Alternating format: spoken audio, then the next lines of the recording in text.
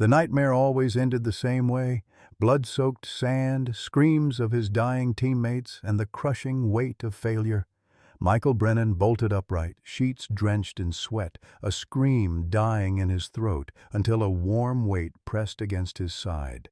It wasn't just another night of torment. Something had changed.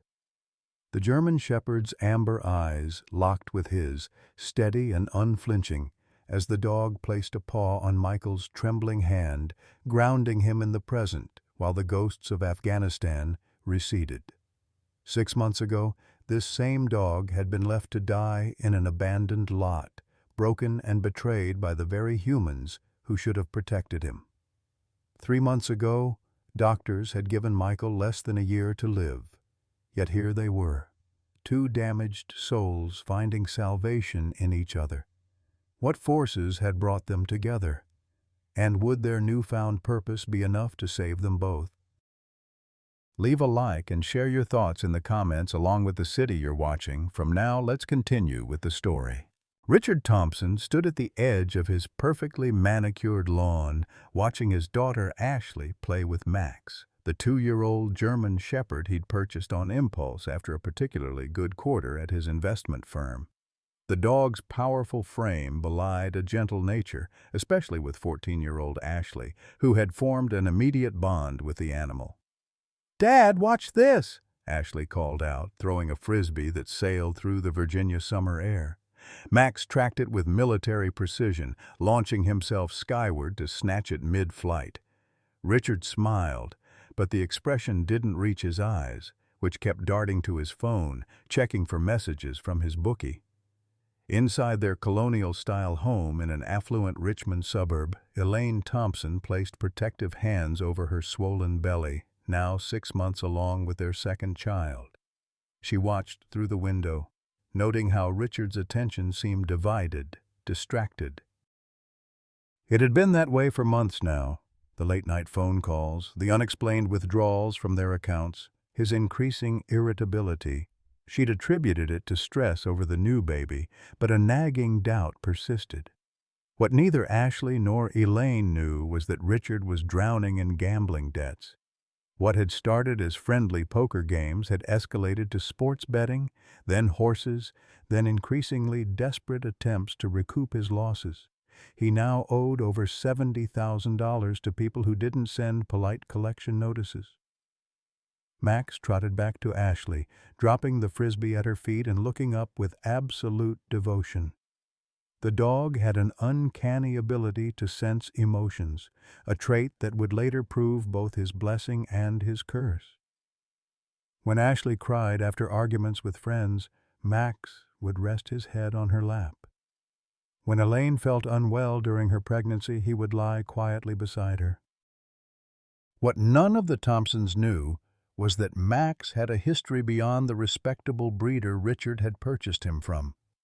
The papers documenting his lineage were real but incomplete. They didn't mention his initial training with a specialized military contractor, nor his dismissal from the program for being too emotionally responsive, a trait that made him unsuitable for combat deployment but perfect as a family companion. As the sun began to set over their picture-perfect suburban existence, Richard's phone buzzed with a text message. "Final notice. Payment due in full by Friday. We know where your family lives." Richard deleted the message, his hand trembling slightly as he called Ashley and Max inside for dinner. That night, as the family ate in their spacious dining room, Richard studied Max with calculating eyes. Pure-bred German shepherds were valuable. Perhaps the solution to at least part of his problems was lying right at his daughter's feet. The doorbell chimed through the Thompson home on a Sunday afternoon, its cheerful tone at odds with the tension in Richard's shoulders. His sister Catherine stood on the porch, designer diaper bag slung over one shoulder, 6-month-old Noah cradled in her arms. "Sorry we're late," Catherine sighed, stepping inside. Noah was fussy the entire drive over. Elaine embraced her sister-in-law carefully, mindful of her own protruding belly. "Don't worry about it. Ashley's just finishing her homework and Richard's grilling in the backyard. Come sit down. Max watched from his spot near the staircase, head tilted with curiosity. He'd been around children before, but never one so small and fragile. The infant's scent was different, milk and powder and something distinctly new. His tail wagged slowly as he remained where Richard had commanded him to stay. In the kitchen, the sisters-in-law chatted about Elaine's pregnancy, while Noah dozed in a portable bassinet nearby. Richard joined them, tension momentarily forgotten as he poured drinks and played the role of perfect host. When Catherine asked about the baby's room, Elaine eagerly led her upstairs for a tour, leaving Noah sleeping in the living room. Max watched them ascend the stairs, then glanced at the bassinet. No one had explicitly told him to stay away from the baby. Cautiously, he rose and padded over to investigate. His nails clicked softly on the hardwood floor as he approached, keen senses taking in the new being in his territory. The German shepherd sniffed gently at the edge of the bassinet, his wet nose accidentally brushing against Noah's tiny hand. The baby startled awake, eyes flying open at the unfamiliar sensation. For a moment, infant and dog regarded each other with mutual curiosity. Then Noah's face crumpled, and he let out a piercing wail that seemed impossibly loud for such a small creature. The sound of running footsteps preceded Catherine's frantic appearance. "Noah!" she cried, rushing toward her son. When she saw Max standing beside the bassinet, her expression transformed from concern to fury. "Get that dog away from my baby!" Richard and Elaine arrived seconds later with Ashley trailing behind. "What happened?" Elaine asked, alarmed by the commotion. "Your dog was about to attack Noah," Catherine accused, scooping up her crying child and backing away. "Max would never—" Ashley began, but Richard cut her off. "Max, crate, now!" he commanded sharply. The German shepherd's ears flattened against his skull, confusion evident in his amber eyes. Nevertheless, he obeyed, slinking toward his crate in the corner of the living room. "I didn't see what happened," Elaine said carefully. "But Max has never shown aggression, Catherine. He was probably just curious." Catherine bounced Noah against her shoulder, her face flushed with anger. "Curious? He could have bitten my son's face off." "Do you know how many infants are attacked by family dogs every year?" "But he didn't attack anyone," Ashley protested, tears welling in her eyes. "Dad, tell her Max wouldn't hurt a fly." Richard's gaze darted between his sister and daughter, then to Elaine's pregnant belly. His mind wasn't on Max's innocence or guilt, it was on the opportunity this incident presented. "We can't take risks, Ashley," he said with manufactured gravity. "Not with Noah, and certainly not with the baby coming." As the afternoon deteriorated into tense conversation, Max remained confined to his crate, watching with sad eyes as the family dynamics shifted around him. When Catherine and Noah finally left, the argument continued. "We are not getting rid of Max," Elaine stated firmly, hands on her hips. "He's been nothing but gentle since the day we got him." "It only takes one incident, Elaine," Richard countered. One moment where instinct overrides training. That night, after Ashley had cried herself to sleep, and Elaine had retreated to their bedroom in silent anger, Richard sat alone in his darkened study. His phone buzzed with a message from a contact labeled only as JW. "Time's up, Thompson. I want my money or something of equal value by tomorrow. Last warning." Richard stared at the screen, sweat beading on his forehead. James Wilkins wasn't just any debt collector. He was a dangerous man with connections that made Richard's blood run cold. He had already extended Richard's deadline twice. The solution had crystallized during Catherine's visit. A purebred, trained German shepherd could be worth thousands. While not enough to clear his debt entirely, it might buy him more time. James had mentioned once that he'd always wanted a guard dog for his property outside the city. Richard drafted his response. "I have something you might be interested in." A purebred German Shepherd, fully trained, worth at least $5,000. The reply came quickly. Bring it tomorrow, 2 p.m. Might knock $3,000 off what you owe if it's as good as you say. Richard deleted the conversation, guilt and relief warring within him. He crafted a careful story to tell Elaine and Ashley that he'd found a family friend in need of a service dog, someone who could provide Max with a loving home where he could serve a higher purpose. Morning arrived with heavy clouds matching the atmosphere in the Thompson home. Ashley clung to Max, her face buried in his fur. "You promised we'd keep him forever," she sobbed. "You promised, Dad." "Sometimes adults have to make hard decisions for the safety of everyone," Richard replied, unable to meet his daughter's accusatory gaze. "Max will be happy with Mr. Wilkins. He has a big property where Max can run." Elaine watched the scene with suspicion. "This seems very sudden, Richard." "I think we should take more time to think about this." "The decision is made," Richard said with finality. "Mr. Wilkins is coming this afternoon." At precisely 2 p.m., a mud-spattered pickup truck pulled into the driveway. James Wilkins emerged, a weathered man in his late 60s with cold eyes that assessed the house and its contents with calculating precision. Richard led Max outside on his leash, the dog's tail tucked low, sensing the tension. "That's a fine-looking animal," James commented, running calloused hands over Max's coat and checking his teeth like he was inspecting livestock. "Papers?" Richard handed over Max's documentation, along with a bag containing his food, favorite toys, and bed.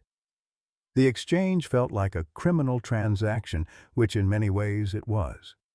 From the window, Ashley watched in devastation as Max was loaded into the truck's cab. The German Shepherd looked back at the only home he'd known, confusion evident in his posture. As the truck pulled away, Max pressed his nose against the window, eyes locked on Ashley until the vehicle turned the corner and disappeared. "He'll be fine, honey," Richard said, placing a hand on his daughter's shoulder that she immediately shrugged off. "I'll never forgive you for this," Ashley whispered, her young voice carrying the weight of absolute conviction. "Never." Later that night, Richard's phone buzzed with a final message from James. $3,000 credit applied. You still owe $67,000. Next payment due in 2 weeks.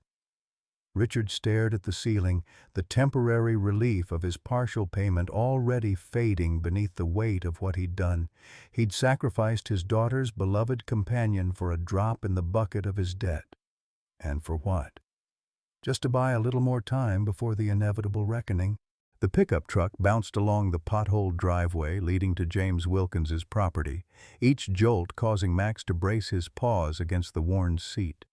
Through the windshield, a dilapidated farmhouse came into view, surrounded by overgrown fields and rusting farm equipment. The German Shepherd's sensitive nose detected unfamiliar and concerning scents: stale alcohol, gunpowder, and the distinct odor of other dogs kept in poor conditions. "Home sweet home," James muttered, cutting the engine. "Don't get any fancy ideas, dog. You're not here to be pampered." Max remained still, instinctively sensing this man was nothing like Richard or the gentle hands of Ashley. When James grabbed his leash and yanked him from the truck, Max followed without resistance, his training overriding his growing anxiety. The property sprawled across 5 acres at the end of a remote country road, the nearest neighbor a half-mile away. Once it might have been a respectable small farm, but years of neglect had transformed it into a junkyard of abandoned vehicles, scrap metal, and forgotten dreams. A chain-link fence enclosed the immediate area around the house, topped with rusted barbed wire, less to keep intruders out than to keep occupants in. James dragged Max toward a metal post hammered into the ground near a dilapidated shed. A heavy chain was attached to it, ending in a thick collar that looked as though it had restrained many dogs before. "This is where you'll stay," James said, removing Max's comfortable leather collar. the one with the Thompson family's contact information engraved on a bone-shaped tag. He tossed it into a nearby trash barrel and replaced it with the heavy chain collar. "You're a guard dog now, not some family pet." The collar was fastened too tightly, pressing uncomfortably against Max's throat. The chain allowed only about 15 feet of movement in any direction, not even reaching to the partial shelter of the shed's overhang. Max stood quietly, watching as James carried his bed, toys, and premium food into the house. None of these comforts would be shared with him again. As twilight descended, the temperature dropped. A water bowl, actually an old hubcap, was placed just within Max's reach, filled with stale water. A handful of cheap dry kibble was tossed onto the dirt. The contrast to his life just hours before couldn't have been more stark. Through the grimy window of the farmhouse, Max could see James moving about, opening a bottle and settling into a worn recliner. The television flickered blue light across the man's face as Max lay down on the bare earth, head on his paws, confusion and loss weighing heavily upon him. The story of James Wilkins was written in the scars on his hands and the ghosts in his eyes. Drafted at 19, he'd served in Vietnam with the 101st Airborne Division, surviving the horrors of the Tet Offensive only to return home to a country that seemed to despise him for his service. The memories of jungle warfare haunted his sleep. The faces of fallen comrades visited him in quiet moments. Unlike many veterans who found healing through family, community, or treatment, James had spiraled into isolation after his return. His brief marriage to his high school sweetheart ended within 2 years of his homecoming. She couldn't bear his nightmares, his rage, his inability to speak about what he'd experienced. When the divorce was finalized, James purchased this remote property with his combat pay, determined to keep the world at arm's length. For decades, he'd subsisted through a combination of odd jobs, under-the-table work, and increasingly loan sharking and debt collection for connections he'd made in the seedier side of the county. What had begun as small favors for cash had evolved into a reputation as someone who could make problems disappear. Richard Thompson was just one of many desperate men who'd found their way to James's door, seeking extensions on payments they couldn't make. The farmhouse walls were decorated with faded military honors and photographs of young men in uniform, boys with bright eyes who hadn't yet seen the horrors awaiting them. James hadn't looked at these mementos with clear eyes in years. Most nights, he drank until the memories blurred and he could collapse into dreamless sleep.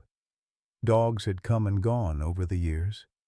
James didn't see them as companions but as utilities, warning systems against intruders and debt dodgers who might think his remote location made him vulnerable. He treated them as he'd been treated by the military, as tools to be used until they were no longer useful.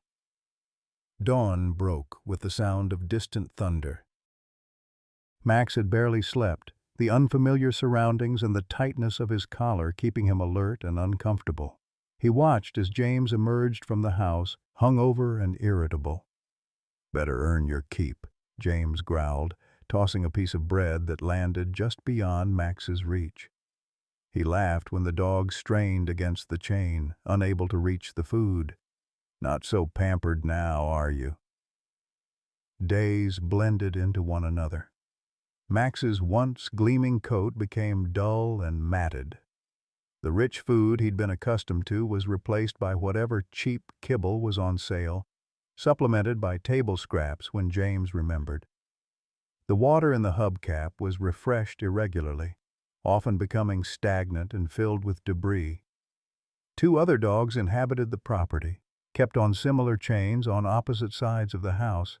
They were skeletal creatures with haunted eyes who barely acknowledged Max's presence. Sometimes, late at night, one would howl, a mournful sound that spoke of loss and abandonment, until James would emerge from the house shouting obscenities and threats. Despite the hardship, Max's spirit remained unbroken. His military training had instilled in him a resilience that average dogs might not possess. He observed, he learned, he adapted. He noticed how James would loosen his collar slightly when checking the perimeter each evening after his third drink. He catalogued the man's routines, the weak spots in the fence, the times when James's attention wavered. A week into his captivity, during a particularly violent thunderstorm, Max made his first escape attempt. The driving rain had softened the ground around his post, and with methodical digging and pulling, he managed to loosen it enough to slip his chain. Freedom was brief. He'd barely made it to the edge of the property when James's truck headlights caught him in their glare. The punishment was severe. James dragged Max back by the chain collar, nearly choking him in the process, then secured him to a sturdier post with an even shorter chain. "Try that again," James snarled, breath heavy with whiskey, "and you'll wish I'd just shot you." That night, lying bruised and wet in the mud, Max closed his eyes and remembered the gentle touch of Ashley's hands, the warm kitchen floor where he'd been allowed to sleep, the sounds of a family that had, for a time, been his own. July brought a heat wave that turned the Virginia countryside into a shimmering furnace. Max's black and tan coat absorbed the merciless sun, and his limited range prevented him from reaching any shade. His water evaporated quickly, sometimes leaving him without hydration for hours until James returned from his errands in town. It was during this punishing heat that Max developed a persistent cough. At first, it was barely noticeable, a slight catch in his breathing after exertion. But as days passed with inadequate water and no shelter, the cough worsened, becoming a hacking sound that racked his entire body. James noticed only when the noise began to irritate him during his evening drinking. Standing over Max with narrowed eyes, he muttered, "Great, now you're sick. Just what I need. Another useless mouth to feed." The following morning, instead of the usual cursory feeding, James approached with rope instead of food. He tied it roughly around Max's muzzle, ignoring the dog's confused whimper, and dragged him to the truck. "You're more trouble than you're worth," James said, lifting the weakened dog into the pickup's bed rather than the cab. "Time to cut my losses." As the truck rumbled down country roads, Max lay in the open bed, the wind providing momentary relief from the heat, but aggravating his cough. They drove for nearly an hour, eventually reaching the outskirts of an industrial area abandoned after factories had closed decades earlier. Concrete buildings with broken windows stood like gravestones to a more prosperous time, surrounded by empty parking lots cracked with weeds. James stopped near a pile of discarded furniture and construction debris, clearly a spot where others had illegally dumped unwanted items. Without ceremony, he dragged Max from the truck bed, the dog too weak to resist. "Someone'll find you, or they won't," James said, voice devoid of emotion. "Not my problem anymore." Max watched through dust-caked eyes as the pickup disappeared down the road, leaving him alone among the refuse of human lives. The sun beat down relentlessly, and there was no water in sight. His military training had prepared him for many scenarios, but not for this complete abandonment. With labored breathing, he dragged himself beneath the meager shade of a discarded sofa, his once proud frame now gaunt and trembling. The chain collar remained around his neck, a final cruel reminder of his captivity. As consciousness began to fade, Max's mind drifted to gentler memories. Ashley's laughter as they played in the sprinkler on hot summer days, Elaine's quiet companionship as she read on the porch with Max at her feet, even Richard's approving nod when Max had mastered a difficult command. These fragments of happiness seemed to belong to another lifetime, another dog. Night fell, bringing little relief from the heat. Somewhere in the distance, sirens wailed, human emergencies that had nothing to do with an abandoned dog dying alone amid forgotten trash. Max's breathing grew more labored, each inhale a struggle against the infection spreading through his lungs. As darkness enveloped him, a strange peace settled over Max. If this was the end, at least the pain would cease. His eyes closed, consciousness slipping away like water through cupped hands. He didn't hear the approaching footsteps, didn't feel the gentle hand that touched his fevered body, didn't know that fate had one more turn of the wheel in store for him.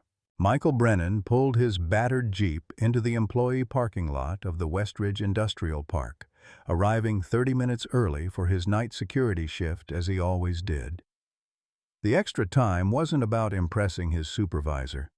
It was about establishing a routine, checking the perimeter thoroughly, and mentally preparing for the long, solitary hours ahead.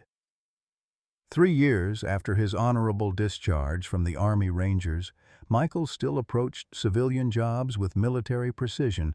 It was one of the few things that kept the chaos of his mind at bay. The July evening was stifling, the air heavy with humidity that turned the simple act of breathing into conscious labor. Michael adjusted his security uniform, the polyester fabric already sticking to his skin. He'd taken this job 6 months ago after his divorce was finalized. Stephanie had finally reached her breaking point after his third violent nightmare in a week. He couldn't blame her. He'd become a stranger even to himself since returning from Afghanistan. "Evening, Brennan," called Walt, the day shift guard who was eager to leave. "Nothing to report except some new dumping on the east side. People treating this place like their personal landfill again." Michael nodded, signing the logbook. "I'll check it out during my first round." "You look like hell, son," Walt observed, his weathered face creasing with concern. "Still not sleeping?" "I'm fine," Michael replied automatically, the lie so familiar it required no thought. Walt shook his head but didn't press. At 67, the Vietnam veteran recognized the signs of a soldier fighting battles long after leaving the battlefield. "Whatever you say.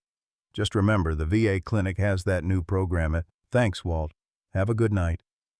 After Walt's departure, silence descended over the security office. Michael clipped his flashlight to his belt, checked his radio, and began his first patrol of the evening. The industrial park sprawled across 30 acres, a graveyard of America's manufacturing past. Empty warehouses and abandoned factories stood in silent testament to jobs that had vanished overseas decades ago. Development companies periodically showed interest in the property, but environmental concerns and economic downturns had kept revival plans perpetually upcoming. Michael's footsteps echoed as he walked through the empty parking lots, his mind drifting despite his efforts to stay present. Today marked 3 years since the ambush that had taken the lives of 2 members of his squad. 3 years since he'd held Davis, barely 22 years old, as he bled out from a sniper's bullet. 3 years of asking himself if he could have done something differently, spotted the threat sooner, changed their route, sacrificed himself instead. The therapist at the VA called it survivor's guilt. Michael called it failure.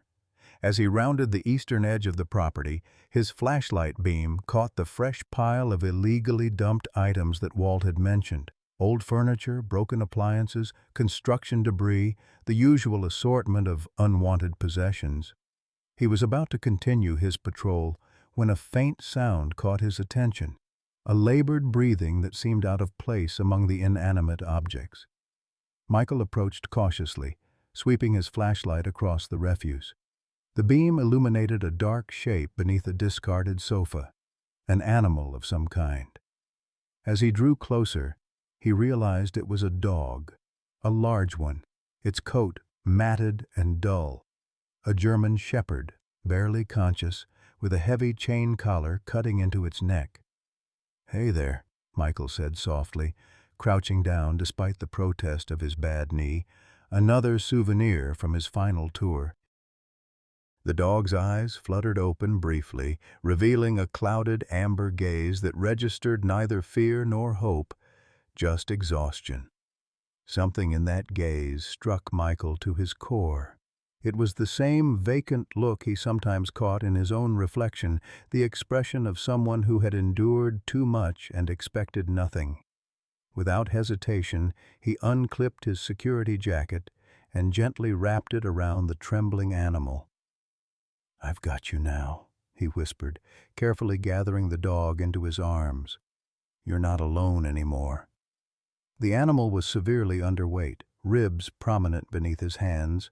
Up close, Michael could hear the wheeze in the dog's breathing, the rattle that suggested pneumonia or worse. He fumbled for his radio, calling his supervisor to explain the situation and request permission to leave his post. To his surprise, the request was granted immediately. "Get that poor creature some help, Brennan," his supervisor said. "We'll cover your shift." The nearest emergency veterinary clinic was 30 miles away, in Richmond. Michael drove with one hand on the wheel, the other resting gently on the dog's heaving side, as if the physical connection could somehow transfer his strength to the failing animal. Throughout the journey he found himself talking, something he rarely did anymore. "Hang in there, buddy. We're almost there. You're going to be okay." The words felt hollow even as he spoke them, but the simple act of saying them aloud seemed important. The dog's eyes remained closed, but occasionally a faint thump of his tail against the seat suggested he was listening. The veterinary clinic was brightly lit against the darkening sky, a beacon of hope at the end of a desperate drive. Dr. Sarah Mitchell was just finishing with another patient when Michael burst through the doors, the German shepherd cradled against his chest. "He needs help," Michael said, voice cracking with an emotion he hadn't allowed himself to feel in years. "I found him abandoned." Dr. Mitchell's professional demeanor didn't waver as she directed Michael to follow her into an examination room. With gentle efficiency, she began her assessment, her face growing increasingly grave as she noted the dog's condition. "Severe dehydration, malnutrition, and what sounds like pneumonia," she reported, her stethoscope moving across the dog's chest. "There's also evidence of physical abuse. These marks around his neck from the collar, these partially healed lacerations on his flank." She looked up at Michael, her expression frank. "Treatment will be expensive, and I can't guarantee he'll make it. He's in really bad shape." Michael didn't hesitate. "Do whatever it takes. I'll figure out the money somehow." If Dr. Mitchell was surprised by his commitment to a dog he'd just found, she didn't show it. "We'll need to start IV fluids immediately, antibiotics, and get some x-rays. He'll need to stay for at least a few days, possibly longer." As the veterinary team sprang into action, Michael found himself relegated to the waiting room, where the reality of what he'd just committed to began to sink in. His tiny apartment didn't allow pets. His security job barely covered his rent and child support payments. The credit card he'd handed over for the initial treatment was already near its limit. Yet somehow, none of these practical concerns outweighed the conviction that he'd made the right decision. For the first time in 3 years, Michael had acted on instinct, not the combat instinct that sometimes left him diving for cover at the sound of a car backfiring, but the deeper human instinct to help a fellow living being in distress. After 2 hours, Dr. Mitchell emerged from the treatment area, looking tired but cautiously optimistic. "He's stabilized for now," she informed Michael. "We've started him on IV antibiotics and fluids. The good news is that his pneumonia, while serious, should respond to treatment. The x-rays didn't show any broken bones, though there's evidence of old fractures that healed without proper care." She hesitated, then added, "We also found a microchip." Michael felt a momentary surge of hope. Perhaps the dog had a loving family searching for him. "Have you contacted the owners?" "We tried. The chip is registered to a breeding facility that closed 2 years ago. After that, he was apparently sold to a private military contractor for training. but he was released from their program. Military contractor? Michael's interest sharpened. Yes, the records indicate he was part of a program training dogs for deployment, but he was deemed unsuitable, too sensitive to emotional cues, which apparently made him less effective in combat scenarios. Dr. Mitchell shook her head. Ironically, that same sensitivity would make him excellent as a service or therapy dog. A therapy dog. The words triggered a memory of his VA counselor suggesting that Michael consider a service dog to help with his PTSD. He'd dismissed the idea at the time, convinced he could handle his issues alone, the same stubborn self-reliance that had contributed to his divorce. "Does he have a name?" Michael asked. Dr. Mitchell checked her notes. According to the chip, his formal designation was Atlas J7, but I imagine whoever had him after the training program gave him something else. Atlas, the mythological figure who carried the weight of the world on his shoulders. It seemed oddly fitting for the abandoned German shepherd fighting for his life in the next room. "When can I see him again?" "He's resting now, but you can visit tomorrow." "We'll need to keep him for at least 3 days to get the infection under control." Michael nodded, suddenly feeling the weight of the day crashing down on him. "I'll be back first thing in the morning." The drive to his apartment was a blur of exhaustion and unexpected emotion. He'd gone from his usual emotional numbness to profound connection in the span of a few hours, all because of a dying dog in a trash heap. The apartment felt emptier than usual when he finally collapsed onto his bed, not bothering to undress. For the first time in months, Michael slept without nightmares. The next 3 days fell into a new routine. Michael would visit the clinic before his shift, sometimes reading aloud from whatever book he was currently working through, a technique his therapist had suggested for his anxiety. The dog whom he'd started calling Atlas seemed to draw strength from his presence, amber eyes following Michael's movements with increasing alertness. By the 4th day, Dr. Mitchell declared that Atlas could be discharged into Michael's care, though he would need continued treatment and careful monitoring. "He's a fighter," she told Michael as she prepared the discharge paperwork. "German shepherds are incredibly resilient, but he still has a long road ahead." Michael had spent the past days preparing his apartment, purchasing a dog bed, food bowls, a proper collar and leash. The expenses had maxed out his credit card, but watching Atlas cautiously exploring his new home made every penny seem worthwhile. The first night together was challenging. Atlas was still weak, and Michael's small one-bedroom apartment wasn't ideal for a large dog. But they developed an unexpected rhythm, adjusting to each other's presence with a mutual respect born of shared suffering. Shortly before dawn, Michael jolted awake from a nightmare, the usual tableau of blood and guilt, to find Atlas already at his bedside, those intelligent eyes watching him carefully. Without command or training, the dog placed his head on the edge of the bed, his steady presence somehow anchoring Michael to the present when his mind wanted to drag him back to the battlefield. That morning, as sunlight filtered through cheap blinds, Michael made a call to the VA clinic to inquire about the service dog program his counselor had mentioned.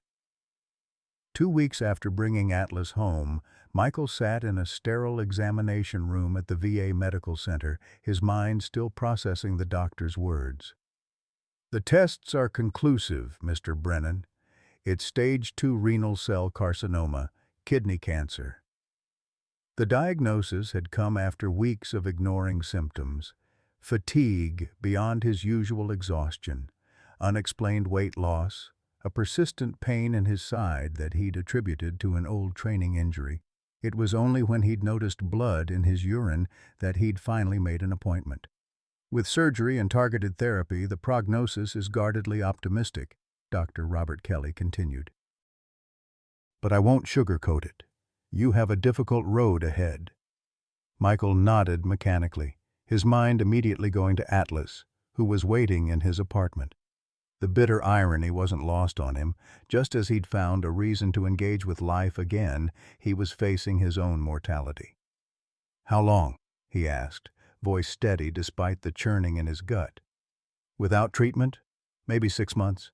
With aggressive intervention, we're looking at potentially years of remission, possibly a complete cure if we catch all the cancer cells." Dr. Kelly leaned forward. "But you need to start treatment soon, Michael. This isn't something you can power through on your own." As Michael left the clinic, the Virginia summer heat hit him like a physical blow. He stood for a moment, allowing the reality of his situation to sink in. Cancer, surgery, chemo, possibly dialysis if they had to remove a kidney. Medical bills that would dwarf what he'd already spent on Atlas. The universe, it seemed, had a cruel sense of humor. When he returned to his apartment building, he encountered Eleanor Whitfield in the hallway.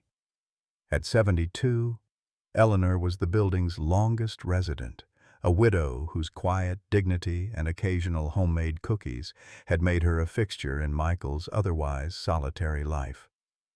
"You look like you've seen a ghost, dear," she observed, her perceptive blue eyes taking in his pallor. "Just a long day," Michael replied, attempting a smile that didn't reach his eyes. Eleanor wasn't fooled. "When you're ready to talk about it, my door's always open. And bring that handsome dog of yours. He reminds me of the German shepherd my son David had when he was deployed." The mention of her son sent a familiar pang through Michael. Eleanor rarely spoke of David, who had died in Afghanistan 5 years earlier. It was a connection they'd never explicitly acknowledged, but that formed an unspoken bond between them. "Thank you, Eleanor. I might take you up on that."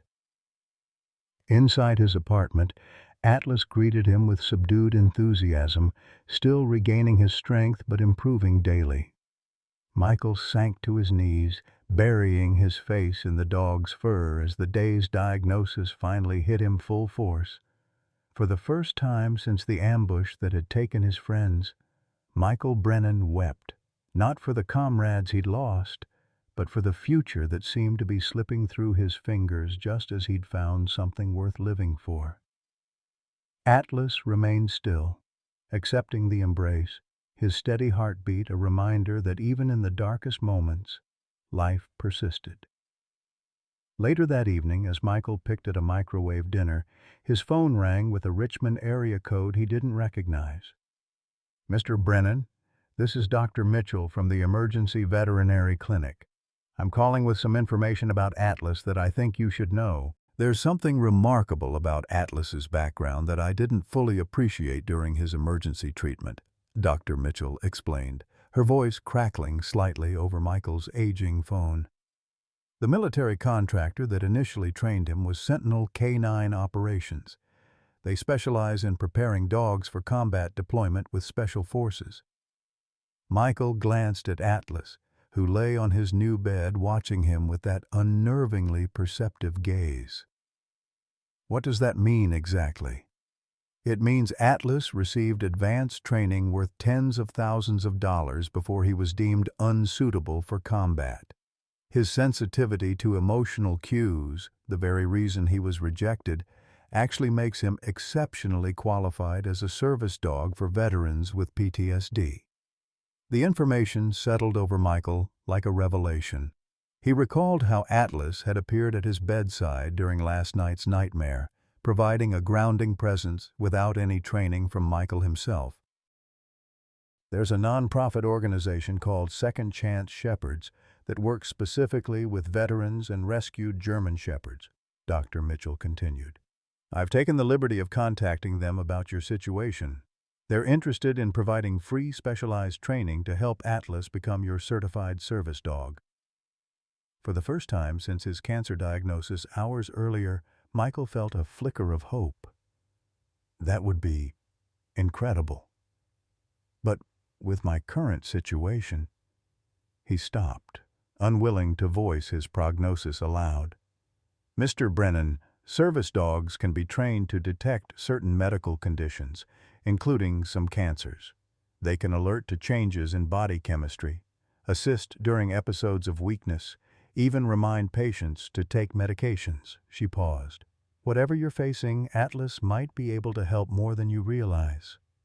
After arranging an appointment with Second Chance Shepherds for the following week, Michael hung up and sat beside Atlas on the floor. "Looks like you've got skills I didn't know about, buddy," he murmured, running his hand along the dog's back, feeling the prominent spine that was slowly being covered by healthy muscle as Atlas recovered. The training process began 3 weeks later, after Atlas had gained sufficient strength. Twice weekly, Michael would take him to the training facility where professional handlers worked with both of them, teaching Michael the commands and signals, showing Atlas how to respond to Michael's physiological changes, how to apply pressure during anxiety attacks, how to create space in crowded environments. What amazed Michael was how much seemed to come naturally to Atlas. The trainer, a former Marine named Tom, often remarked on it. "It's like he already knows what you need before you do," Tom observed during their 4th session. "I've trained dozens of service dogs, and I've never seen one with such intuitive responses." As Atlas's training progressed, Michael's health fluctuated, and the chemotherapy treatments that followed his kidney surgery left him nauseated and exhausted. On his worst days, Atlas would lie beside him, a steady, warm presence that somehow made the misery more bearable. On better days, their morning walks became a mutual rehabilitation, Michael rebuilding his strength, Atlas rediscovering the joy of movement without pain or restraint. Financial pressures mounted relentlessly. Medical bills piled up despite Michael's VA benefits, which covered only a portion of his treatments. The apartment manager had initially objected to Atlas's presence until Michael provided documentation of his service dog status, but had used the opportunity to raise Michael's rent. Between treatments, Michael picked up odd jobs when he could, handyman work, night security at smaller facilities, but it was never quite enough.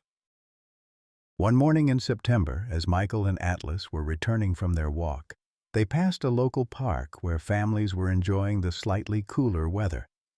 A high-pitched scream suddenly cut through the peaceful scene. Michael's combat instincts immediately heightened his awareness as he scanned for the threat. Near the small pond at the center of the park, a young mother was frantically pointing at the water, screaming her child's name. Without hesitation, Atlas bolted forward, nearly pulling the leash from Michael's hand. Following the dog's lead, Michael spotted what Atlas had already sensed. A small child had wandered into the pond and was struggling in water just deep enough to be dangerous for a toddler. While the mother was frozen in panic, Michael and Atlas reached the water's edge. Before Michael could even give a command, Atlas plunged into the pond, swimming powerfully toward the flailing child. Michael followed, ignoring the pain in his surgical scar as he waded in. Together they reached the little girl, no more than 3 years old, who was sputtering and crying. Atlas gently took hold of her shirt collar in his mouth, supporting her head above water while Michael lifted her safely into his arms. By the time they reached the shore, a small crowd had gathered, and the mother was hysterically thanking them through her tears. "He knew exactly what to do," someone in the crowd remarked, pointing at Atlas, who stood calmly beside Michael, water streaming from his coat. A man near the back of the crowd was filming with his phone. Michael didn't think much of it at the time, focused on ensuring the child was unharmed.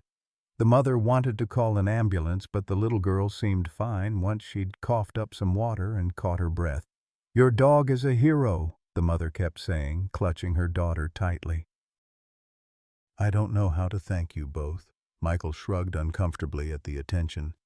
"Just glad we were here." 3 days later, Michael was leaving his oncologist's office after receiving mixed news. His cancer wasn't responding to treatment as quickly as hoped, but it hadn't spread further. His phone buzzed with a text from Eleanor. "Have you seen the news? Your Atlas is famous." Confused, Michael found a local news website on his phone. There, featured prominently, was a video of Atlas and him rescuing the little girl, already viewed over 50,000 times. The headline read, "Rescued Dog Becomes Hero. Former Military Working Dog Saves Child from Drowning." The story contained several inaccuracies, describing Atlas as a former military working dog who had served overseas, rather than being rejected from the program, and Michael as a local veteran without mentioning his current battle with cancer. But the essence was true enough.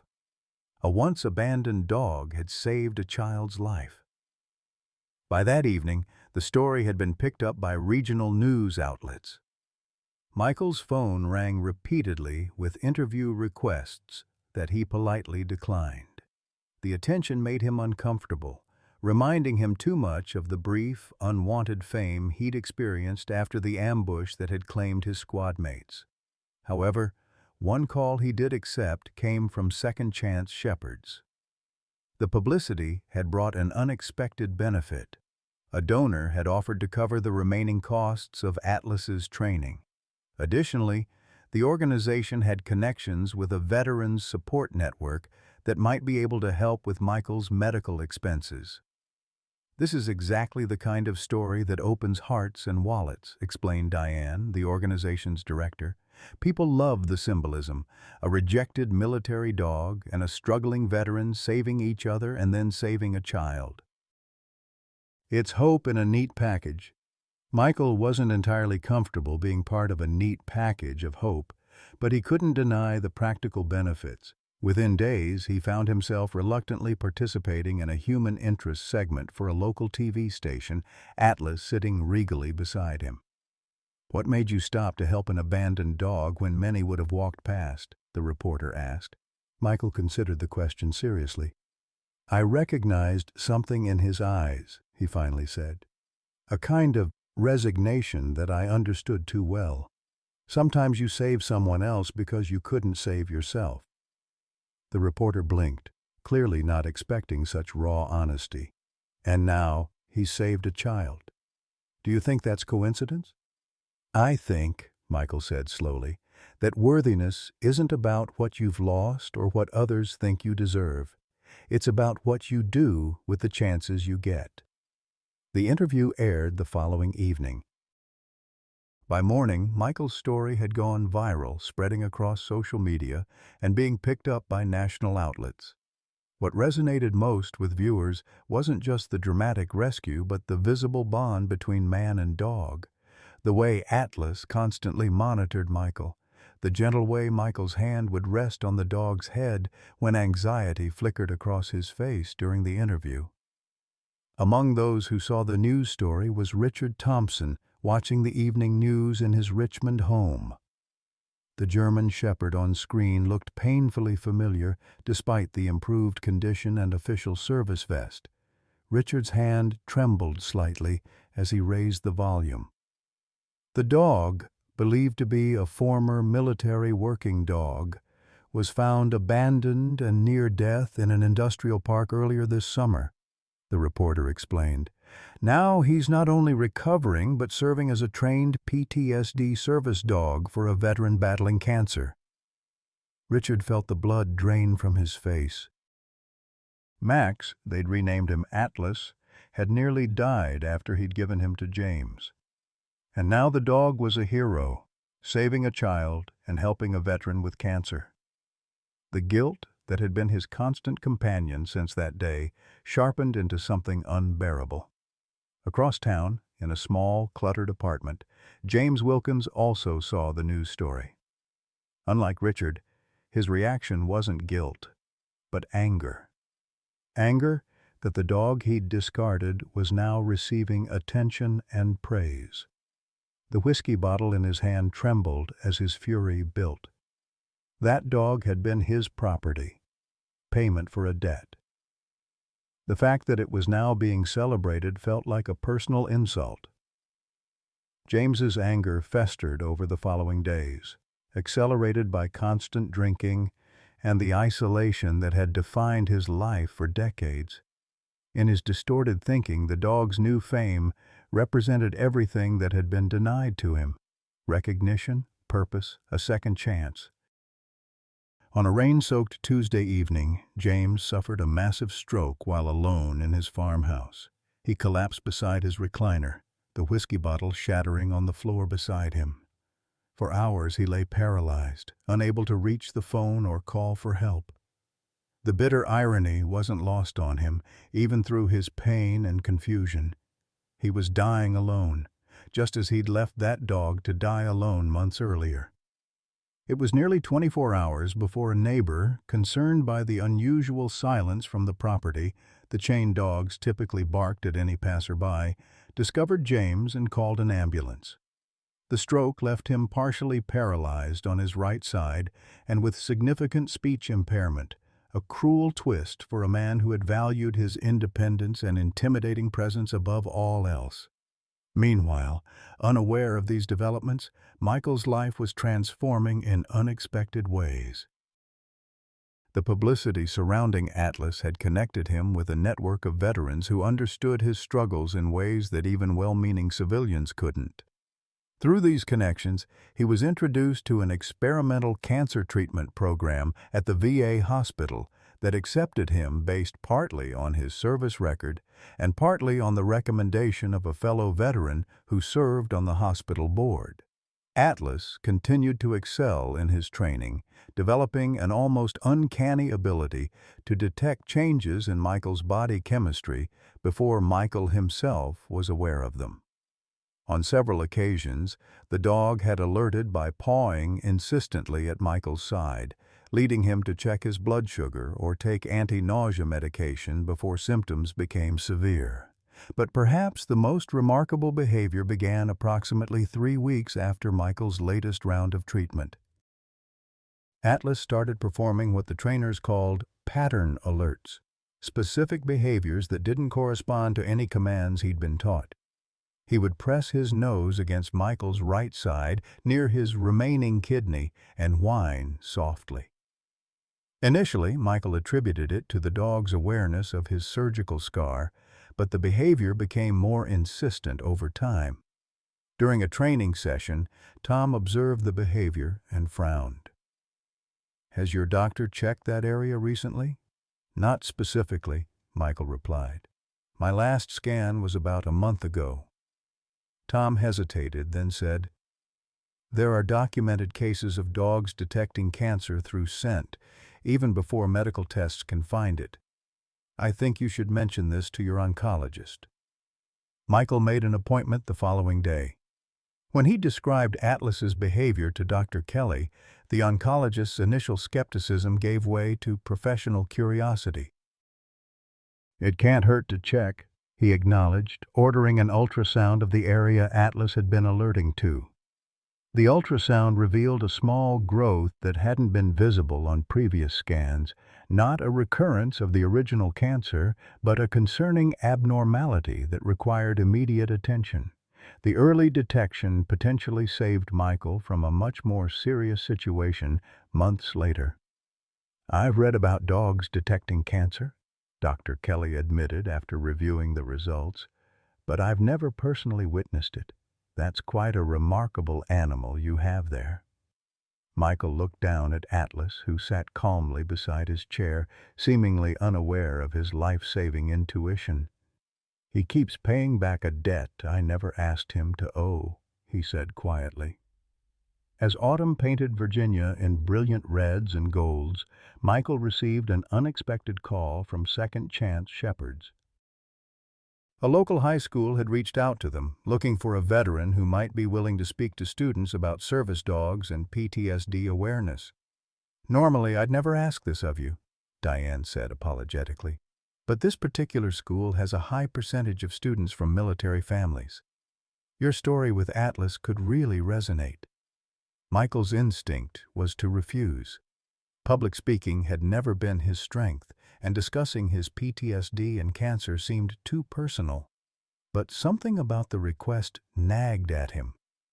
Perhaps it was the thought of military kids struggling with parents who returned changed from deployment, not understanding the invisible wounds of war. "When would they want me to come?" he asked, surprising himself. The presentation was scheduled for mid-October at Westridge High School. As Michael and Atlas entered the school's main office to sign in, a teenage girl waiting with her parents suddenly gasped. "Mom?" she whispered, her voice choked with emotion. "Dad, that's Max." Michael turned at the sound of the girl's voice, confused by the name she'd used.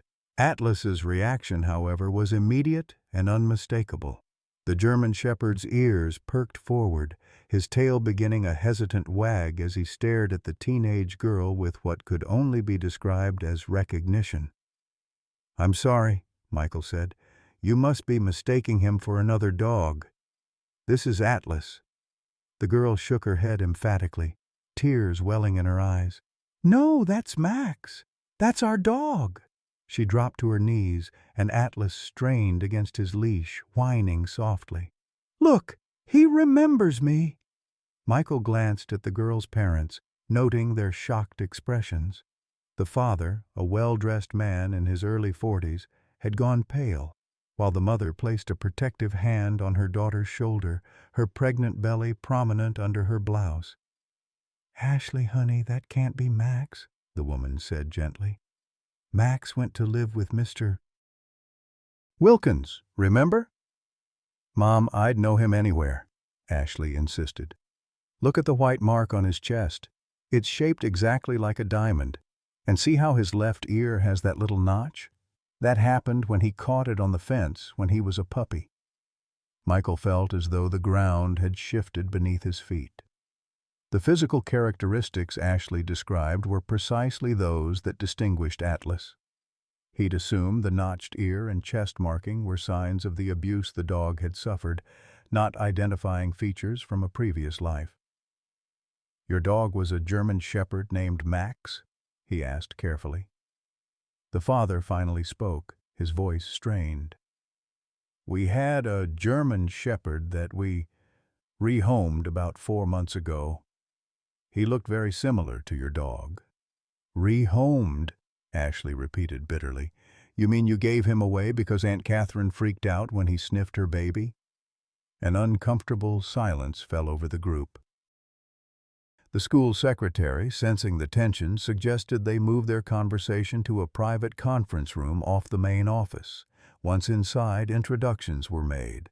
The family was Richard and Elaine Thompson and their daughter Ashley. They had come to register Ashley at Westridge High after moving from their previous neighborhood, following what Richard vaguely described as financial adjustments. "So you're the veteran from the news," Elaine said, studying Michael with growing comprehension. "The one who found an abandoned German shepherd." Michael nodded, still trying to process the situation. "I found him in July at an industrial park where I work security. He was in terrible condition, dehydrated, malnourished, with pneumonia. The vet wasn't sure he'd survive." Ashley's eyes filled with fresh tears.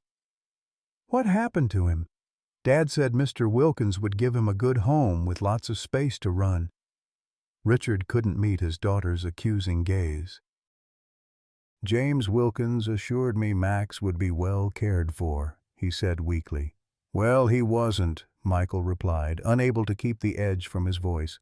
"He was abused, starved, and then dumped like garbage. By the time I found him, he was hours away from death." Elaine gasped, her hand moving protectively over her belly. "How could anyone do that to him? He was the gentlest dog." The revelation seemed to hit Richard the hardest. He sank into a chair, his carefully maintained facade crumbling. "I had no idea," he whispered. "Wilkins promised me." "Dad, you didn't even check on him." Ashley's voice cracked with adolescent fury. "You didn't call once to see how he was doing." Michael watched the family dynamics with a growing sense of unease. It was clear that Max, Atlas, had been deeply loved by Ashley and Elaine, but something had led Richard to make a decision that had devastated his family and nearly killed the dog. "Why did you really give him up?" Michael asked Richard directly. "The dog I found wasn't aggressive or dangerous. In fact, he's exceptionally gentle, even after everything he endured." Richard opened his mouth, then closed it, shame evident in every line of his face. Elaine studied her husband with narrowed eyes, years of suspicion crystallizing into certainty. "It wasn't really about Noah, was it?" she asked quietly. There was another reason. The conference room fell silent as Richard's shoulders slumped in defeat. "I owed money," he finally admitted, his voice barely audible. "A lot of money. To James Wilkins, among others." Ashley's expression transformed from anger to confusion. "What are you talking about, Dad?" "Gambling debts," Richard continued, unable to look at his family. "It started small, just poker nights with clients, then sports betting, then everything else. I kept thinking I could win it back, fix everything before anyone noticed." Elaine's face had gone white. "How much?" she demanded. 70,000. Max. Richard swallowed hard. Max was payment against what I owed Wilkins. He knocked 3,000 off my debt in exchange. The revelation landed like a physical blow. Ashley recoiled as if struck, while Elaine braced herself against the conference table, her breathing shallow. "You sold our dog?" Ashley's voice was hollow with disbelief. "You sold Max to pay a gambling debt?" Michael felt a surge of anger on behalf of both the dog and the family who had loved him. "And Wilkins repaid that by abusing and abandoning him," he said coldly. "Some arrangement." Richard seemed to shrink under the weight of their collective judgment. "I told myself he'd be okay," he whispered. "That he'd be happier with more space to run. I needed to believe that." "Well, he wasn't okay," Michael stated flatly. "When I found him, he was dying. He had pneumonia, infected wounds, and was severely malnourished. The heavy chain collar Wilkins put on him had cut into his neck. It took weeks of intensive treatment to save his life, and he still has nightmares, just like I do." Ashley moved toward Atlas, who had remained unusually still throughout the confrontation, as if understanding the gravity of the moment. She knelt before him, and the German shepherd gently pressed his nose against her cheek, his tail wagging tentatively. "He remembers me," she said, looking up at Michael with tear-filled eyes. Can we have him back?" The question pierced Michael like a physical pain. In the months since finding Atlas, the dog had become more than a pet. He was a lifeline, a reason to fight against the cancer that threatened to consume him. Atlas had been trained specifically to respond to Michael's PTSD symptoms and medical needs. The bond between them had literally saved Michael's life on multiple occasions. Yet looking at Ashley's devastated expression, Michael couldn't deny the prior claim she and her mother had on the dog's affections. They had loved him first, had never wanted to give him up. The dog had been taken from them through deception. "He's not just a pet to me," Michael said carefully. "He's a trained service dog now. He alerts to my medical conditions, helps with my PTSD symptoms. He's the reason my cancer was detected early enough to treat." Elaine's expression softened with understanding. "You're the veteran with cancer from the news story," she said. "The one whose dog saved that little girl from drowning." Michael nodded, suddenly exhausted by the emotional weight of the situation. "I don't know what the right answer is here," he admitted. "Legally, I adopted him from the shelter after he was treated. But I understand he was your family first." Richard finally looked up, his face haggard with shame and regret. "After what I did," he said quietly, "I have no right to ask anything regarding that dog. But I want to make amends however I can." The tension in the room was interrupted by a knock at the door. The school principal entered, concerned about the delay in Michael's scheduled presentation. Realizing the complexity of the situation, he suggested rescheduling the talk for another day. "Actually," Michael said, making a sudden decision, I think we should proceed, but I'd like to ask Ashley to join me, if that's all right with her parents. She knows parts of Max's story that I don't." Ashley looked to her mother, who nodded permission after a moment's hesitation. Richard remained silent, his gaze fixed on his hands. The presentation to the student assembly became something none of them had anticipated. Michael shared his experiences with PTSD, his cancer diagnosis, and how finding an abandoned dog had given him purpose when he needed it most. Ashley then spoke about Max's early life with their family, his gentle nature, and the devastation of losing him. Together, they painted a picture of a remarkable animal who had touched multiple lives, and in doing so, they began the painful process of determining where he truly belonged. After the presentation, the Thompsons and Michael agreed to meet the following weekend at a neutral location, a park where Max could interact with both parties in a comfortable environment. The intervening days were among the most difficult Michael had experienced since his diagnosis. "What if they're his real family?" he confided to Eleanor during one of their regular evening chats. "What if he'd be happier with them?" Eleanor considered this thoughtfully, her weathered hands cradling a mug of tea. "Perhaps the question isn't about ownership at all," she suggested. "Maybe it's about what's best for all concerned, including that remarkable dog." The day of the meeting dawned clear and mild, one of those perfect autumn days that seemed designed to showcase Virginia's natural beauty. Michael arrived early, walking Atlas through the park to burn off some of his nervous energy. The dog seemed unusually alert, as if sensing the significance of the day. The Thompsons arrived as a family, Ashley immediately calling out to Max and running toward him. The German Shepherd's reaction was undeniable. His entire body wiggled with joy as he greeted the girl he had clearly not forgotten. Elaine followed more slowly, her eyes filling with tears as she knelt awkwardly to stroke the dog's head, her pregnancy making the movement difficult. Richard hung back, shame still evident in his posture. When Atlas finally approached him, the dog's behavior was markedly different, cautious, reserved, with none of the exuberance he had shown Ashley and Elaine. "He knows," Ashley said quietly to Michael. "He remembers who gave him away." The observation cut deep, not because of its accusation, but because of its likely truth. German Shepherds were known for their intelligence and emotional memory. Atlas had clearly not forgotten his first family, neither the love he had received nor the betrayal that had ended it.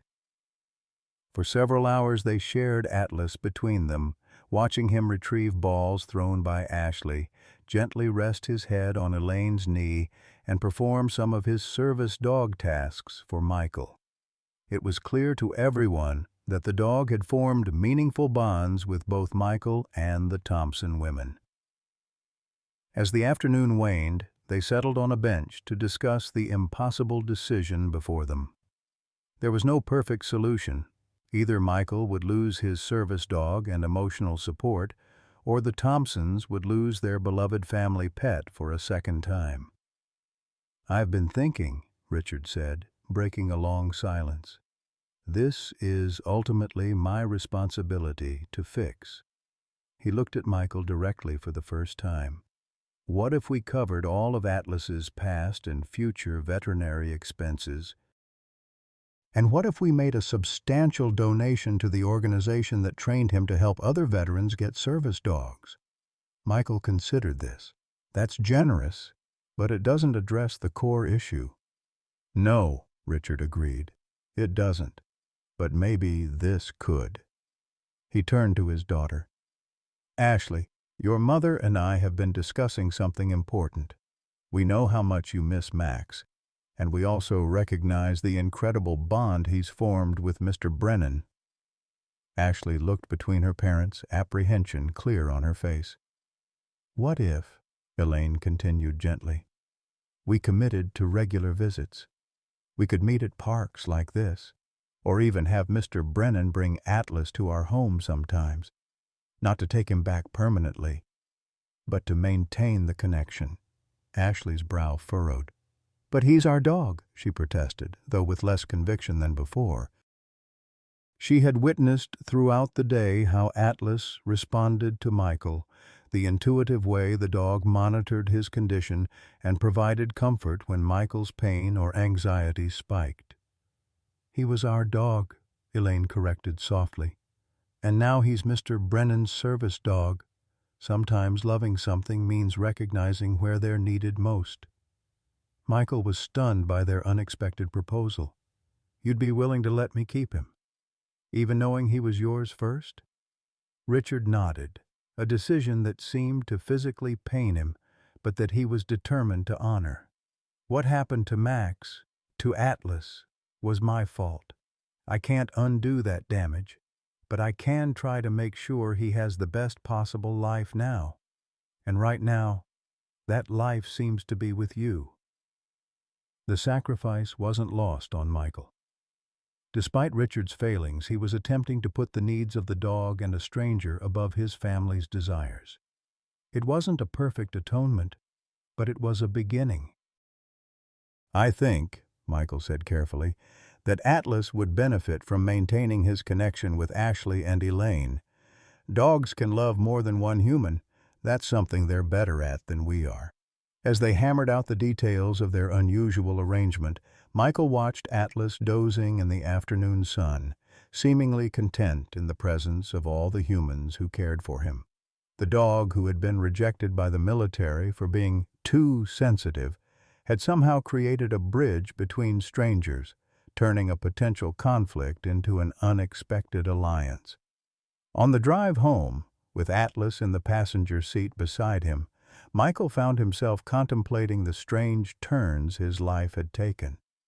6 months ago, he had been isolated, battling cancer and PTSD alone, convinced he had nothing left to offer the world.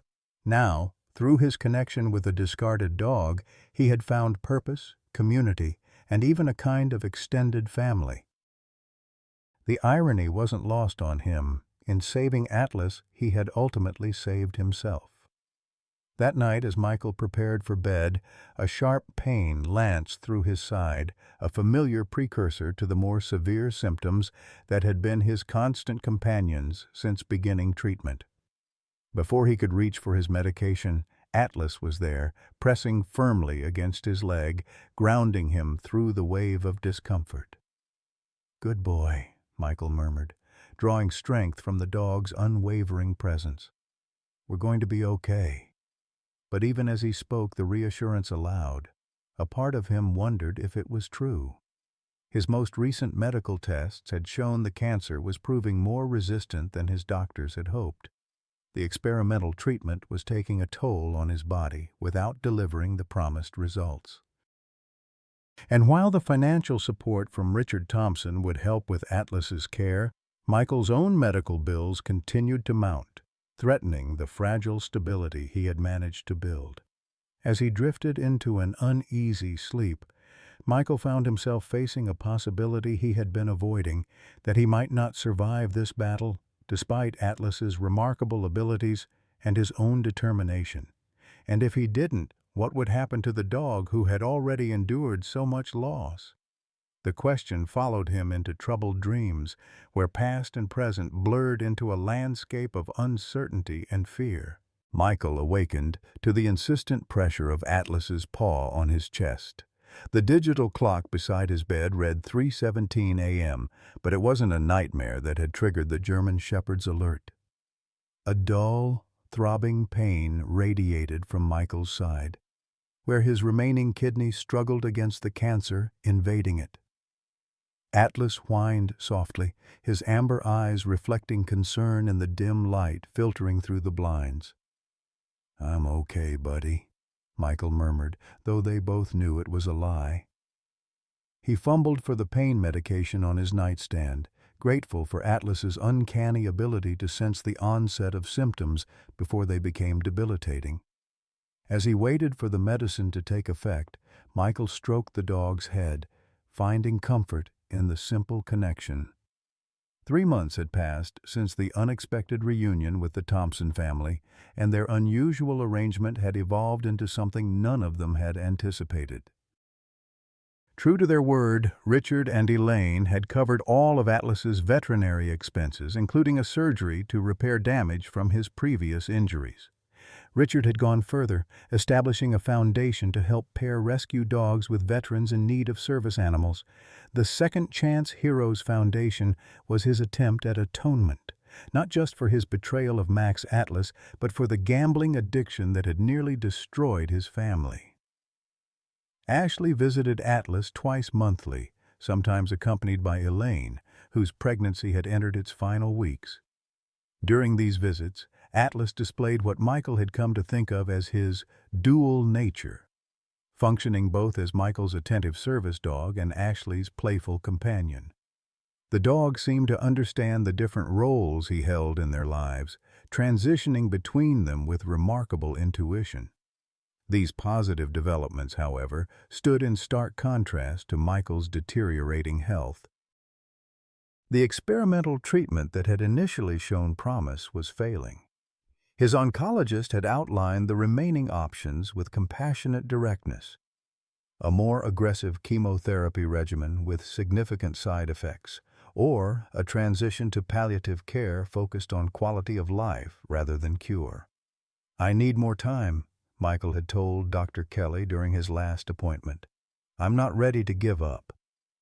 The doctor's response had been gentle but honest. "This isn't about giving up, Michael. It's about making informed choices about how you want to spend the time you have." Now, as the pain medication finally took effect, Michael contemplated those choices. His greatest concern wasn't for himself, but for Atlas. What would happen to the dog when he was no longer able to care for him? The Thompson family would likely welcome him back, but Michael worried about the emotional impact on Atlas. Another disruption, another loss. As dawn broke over the city, Michael made a decision. He would fight as long as possible, but he needed to prepare for all eventualities. Atlas deserved security, regardless of what happened to him. Later that morning, Michael made 2 important calls. The first was to his lawyer, arranging to update his will to include specific provisions for Atlas's care. The second was to Eleanor, asking if she would be willing to serve as Atlas's caretaker during Michael's hospital stays and, if necessary, help transition him back to the Thompson family. Eleanor, now a regular part of their lives, agreed without hesitation. At 72, she had found unexpected purpose in her relationship with Michael and Atlas. The German Shepherd reminded her of the dog her son had loved before his deployment, and caring for him gave her a connection to both her lost son and the young veteran who had become something of a surrogate son to her. "You're going to beat this," she told Michael firmly. "But yes, I'll look after Atlas whenever you need me to." That dog and I understand each other. It was true. Atlas had formed a special bond with Eleanor, seeming to recognize in her the same quiet grief he had first sensed in Michael. During their regular evening visits, the dog would rest his head on her lap, offering the same comforting presence that had helped Michael through his darkest moments. The following week brought an unexpected development. Michael received a call from a social worker at County General Hospital regarding James Wilkins. The former debt collector had suffered a severe stroke months earlier and had been recovering in a rehabilitation facility.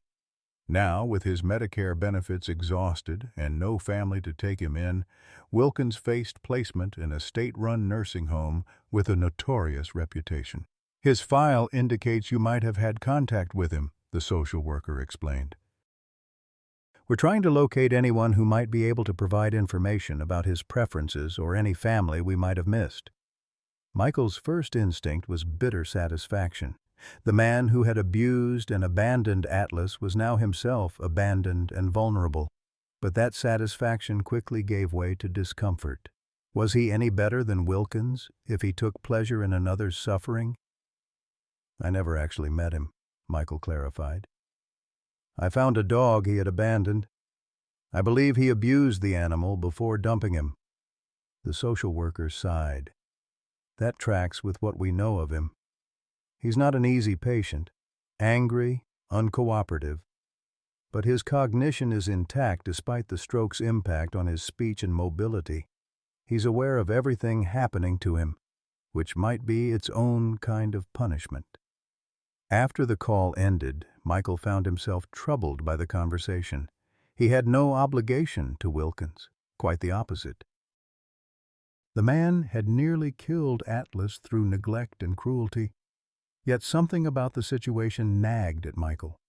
Perhaps it was his military training, the ingrained principle of never leaving anyone behind, even those who might not deserve rescue. That evening, against his better judgment, Michael visited County General. Atlas accompanied him, wearing his service vest that granted him access to the hospital. They found Wilkins in a double room on the rehabilitation floor, his once imposing frame now diminished, right side paralyzed, face partially drooping from the stroke's impact.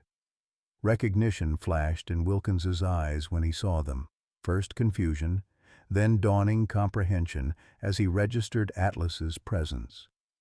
The German shepherd tensed slightly at Michael's side but remained calm and professional, his training overriding any memory of mistreatment. "Mr. Wilkins," Michael began, keeping his voice neutral, "I'm Michael Brennan. I found your dog, or rather the dog you abandoned, at Westridge Industrial Park in July." Wilkins' functioning left hand clenched into a fist, his mouth working to form words that emerged slurred but understandable. "Not my dog. Thompson's payment.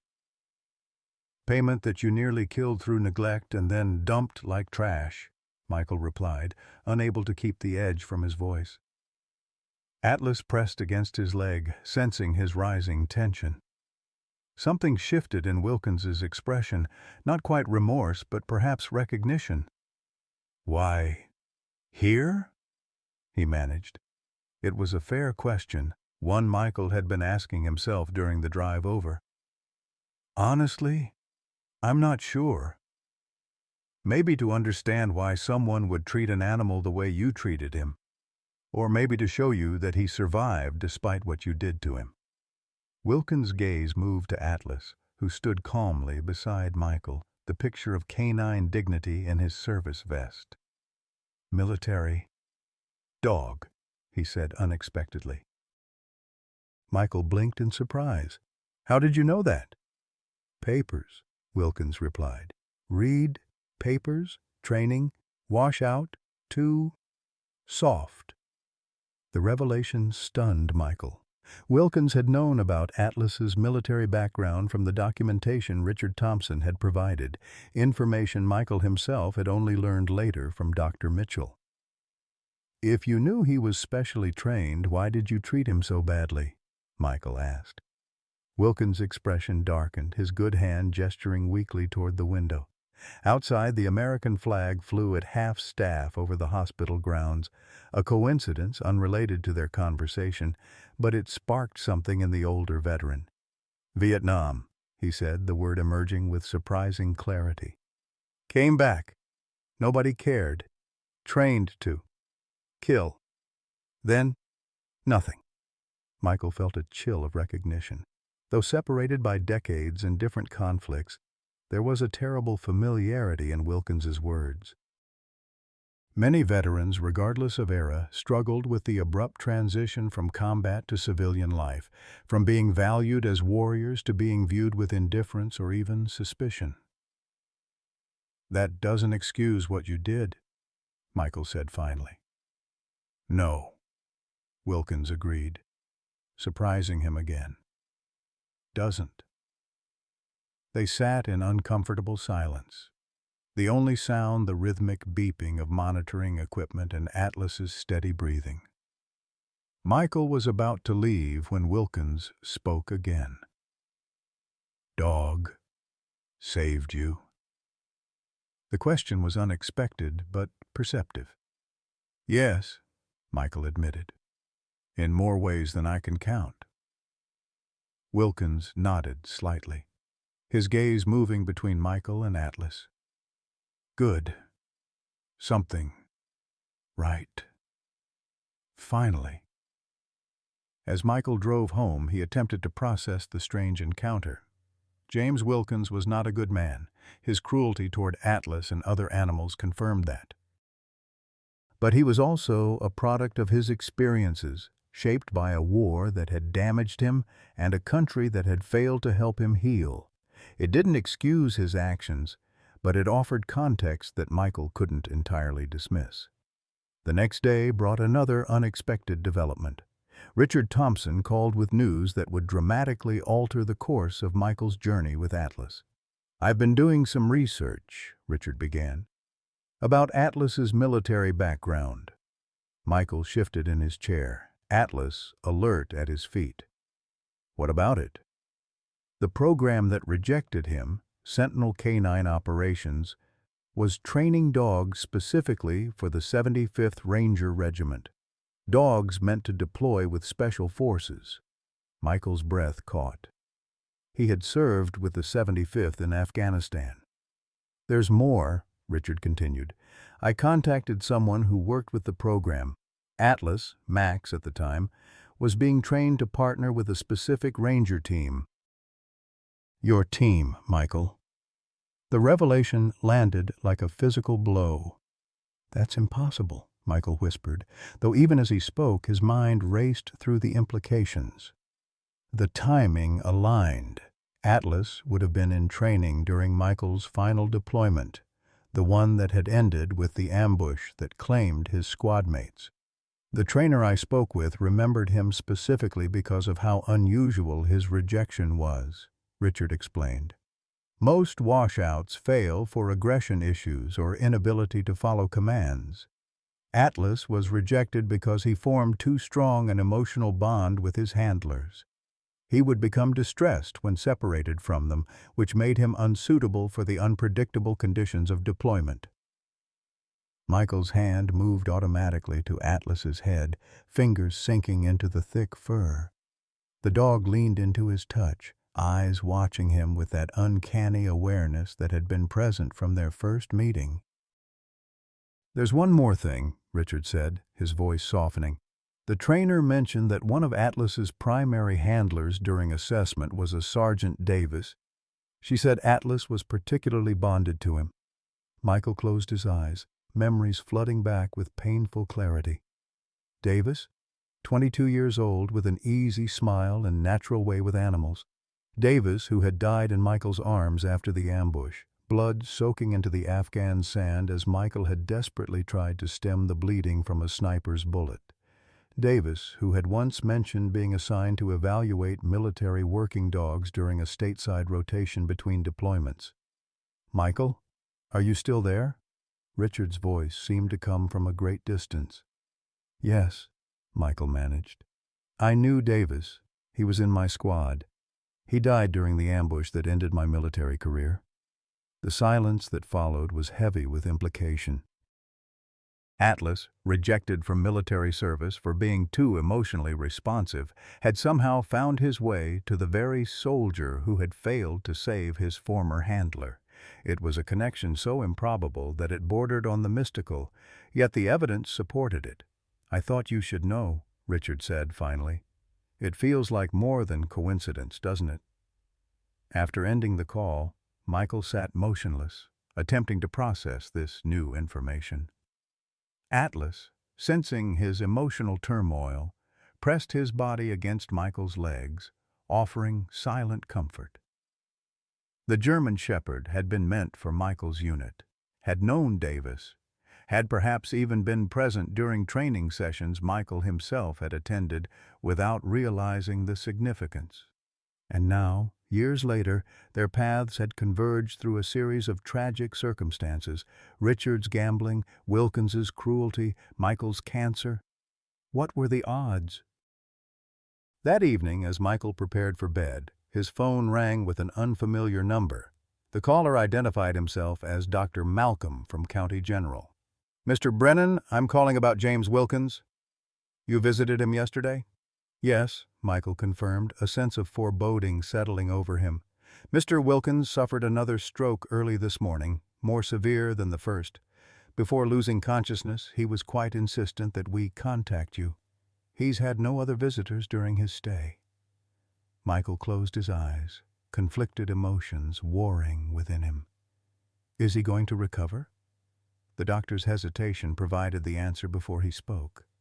It's unlikely. We've made him comfortable, but his advanced directives indicate no heroic measures. I wouldn't normally call someone with such a tenuous connection, but our social worker mentioned your visit seemed significant to him. After ending the call, Michael paced his small apartment, Atlas watching him with concerned eyes. He had no obligation to Wilkins. The man had nearly killed Atlas through deliberate cruelty. Yet something compelled him to return to the hospital, some sense of unfinished business. The night shift nurse led Michael to Wilkins's room, where the former debt collector lay unconscious, his breathing labored and mechanical. He looked smaller somehow, diminished in ways beyond the physical damage of the stroke. A weathered manila envelope rested on the bedside table, Michael's name scrawled across it in shaky handwriting. He insisted we give you this, the nurse explained. Had the social worker help him prepare it this morning before the second stroke. Michael accepted the envelope with apprehension. Inside he found legal documents, a will, hastily prepared but properly witnessed, leaving Wilkins's property and remaining assets to the Second Chance Heroes Foundation that Richard had established. Attached was a brief note, the letters formed with painful effort. For the dogs and the soldiers should have helped both. Too late for me, not too late for them. Michael stared at the paper, its simple message revealing a complexity to James Wilkins that he hadn't anticipated. The bitter Vietnam veteran had recognized something in Michael and Atlas's story, perhaps a reflection of what his own life could have been with different choices, or maybe just the opportunity to finally do one right thing before the end. As Michael sat beside Wilkins' bed, Atlas rested his head on the unconscious man's blanket, a gesture of forgiveness that Michael wasn't sure he could have offered himself. The German shepherd, who had suffered at this man's hands, demonstrated a capacity for grace that transcended human understanding. James Wilkins died at 2:17 a.m., with Michael and Atlas as his only company.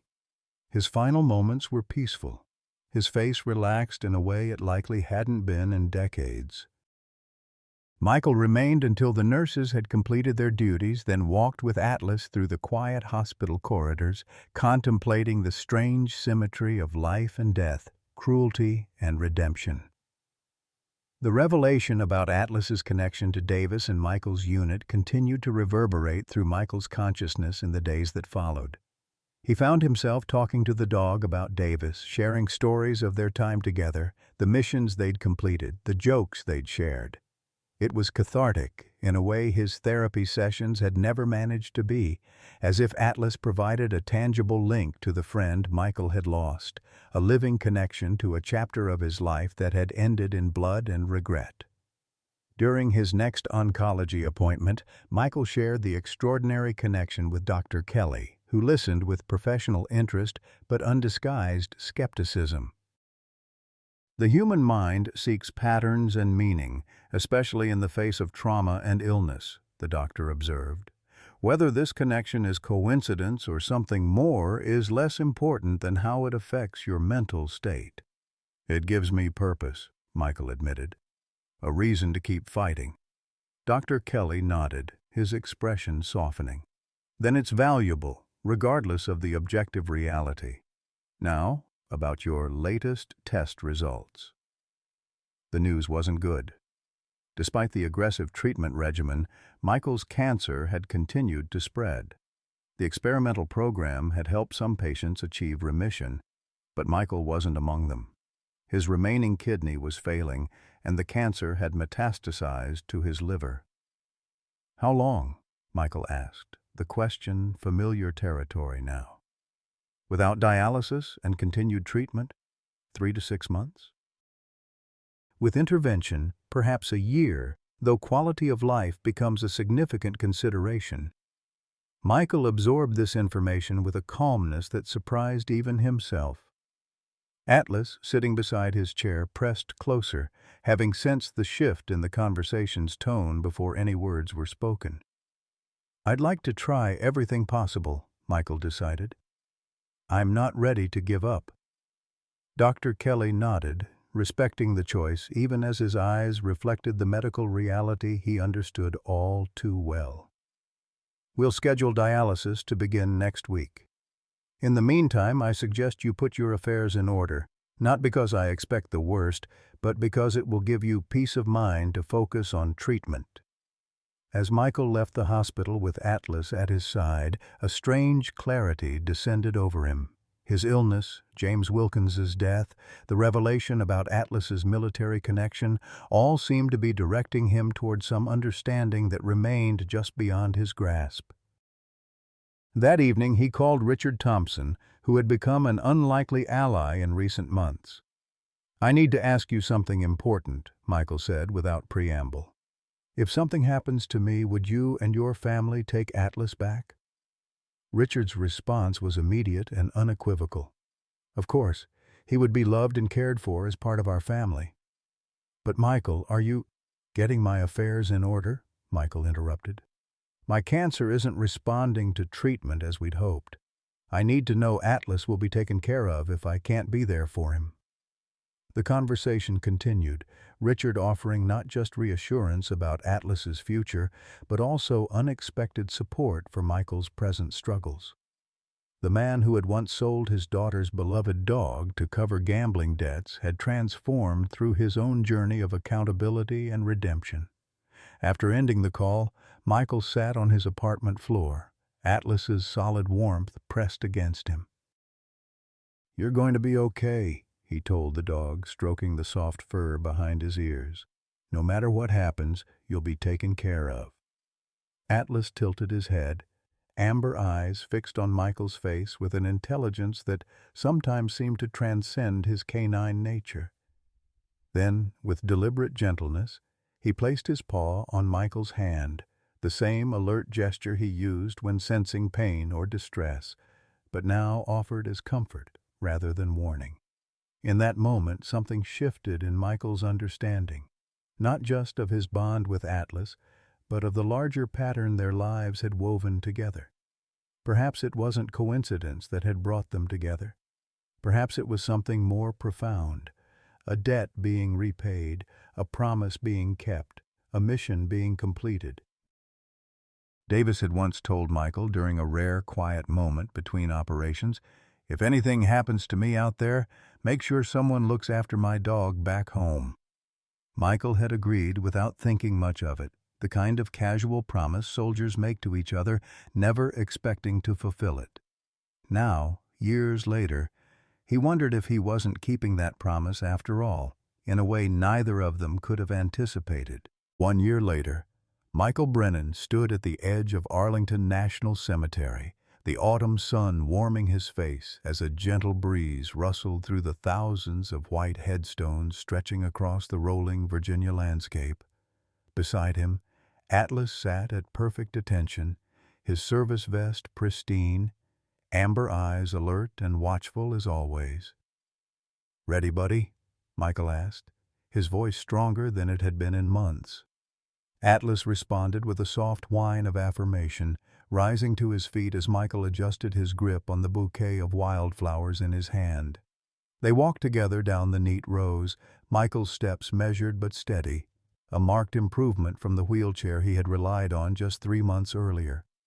Atlas matched his pace perfectly, occasionally pressing against Michael's leg when the terrain became uneven, providing the subtle support that had become second nature to them both.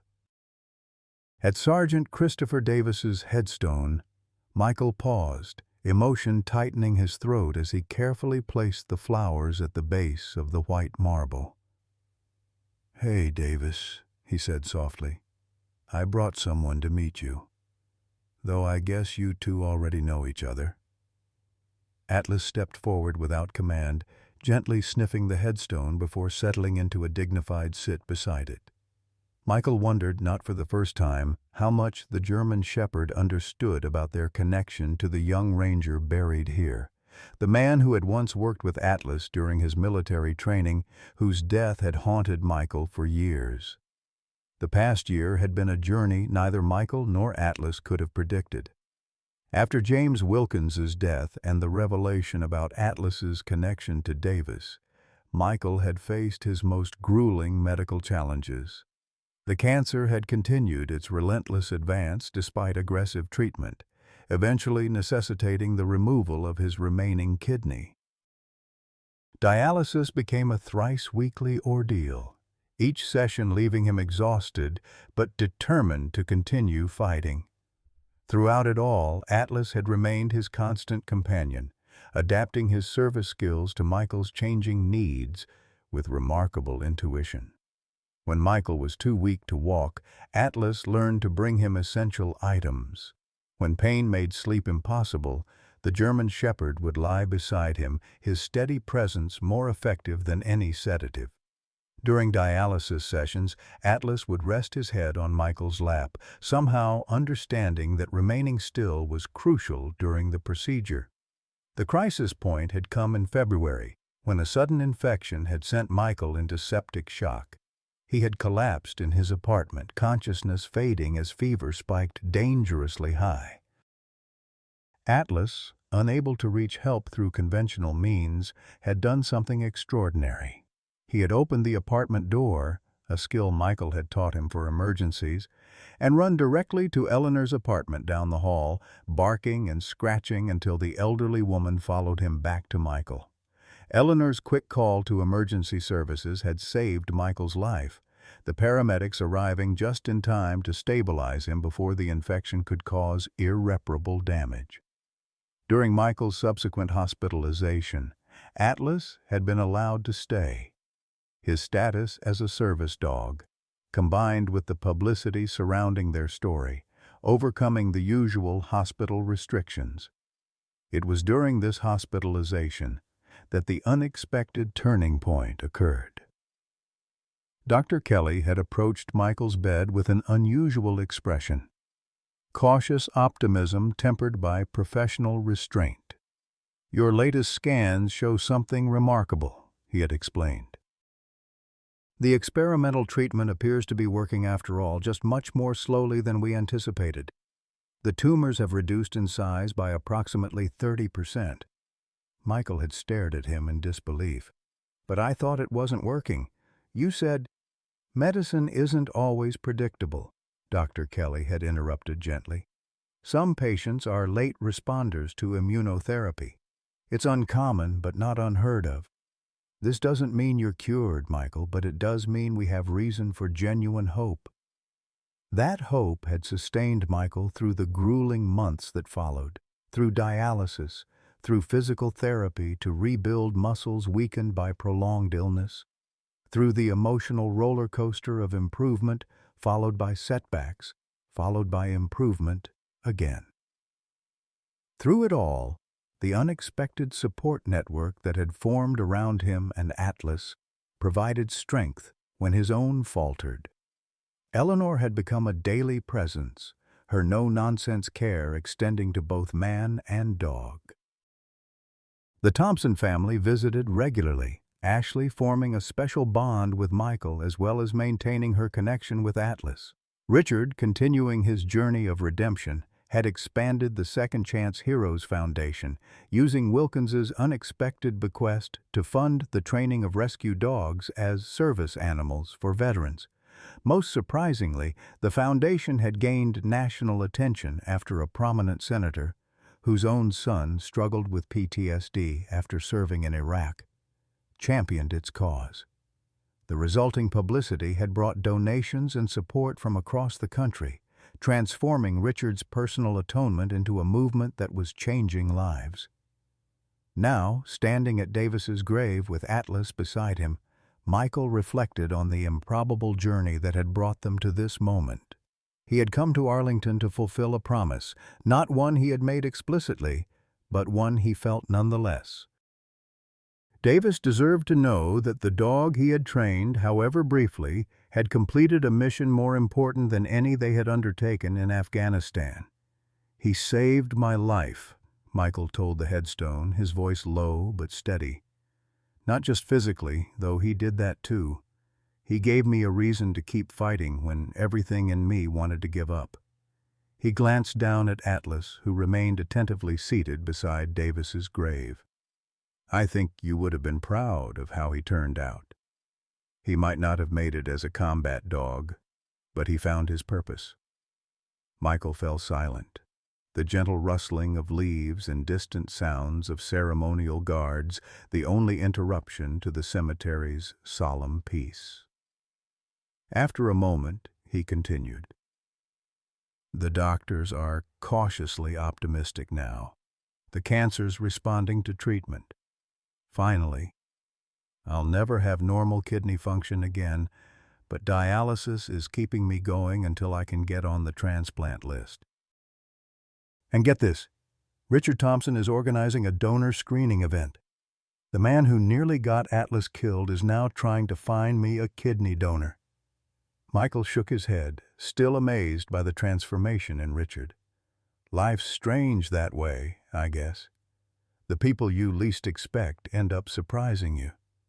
He reached down to stroke Atlas's head, the dog leaning into his touch with quiet contentment. "I wanted you to know that I'm taking care of him, just like I promised I would with your dog back home. Different dog, same promise. I hope that counts for something." As if in response, a sudden breeze swept through the cemetery, causing the small American flag beside Davis's headstone to flutter vigorously. Michael wasn't a superstitious man, but the timing brought an unexpected smile to his face. "I'll take that as a yes." Their visit complete, Michael and Atlas made their way back through the cemetery, their pace unhurried. At the entrance, a familiar figure waited beside a parked car. Eleanor, her silver hair gleaming in the sunlight, a picnic basket visible through the vehicle's window. "Thought you two might be hungry after paying your respects," she called as they approached. "I've packed lunch for a proper outing." Michael smiled, genuine warmth spreading through him. "That sounds perfect. Where did you have in mind?" "There's a lovely spot by the Potomac," Eleanor replied, opening the car door for Atlas, who jumped in with practiced ease. Quiet this time of year, but still beautiful.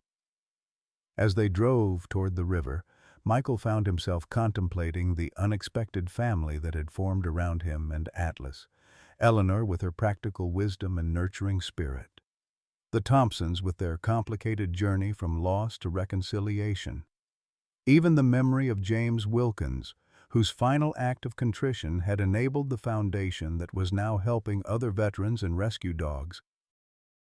The picnic spot Eleanor had chosen offered a spectacular view of the Potomac, the autumn colors reflected in its surface creating a canvas of reds, golds, and ambers.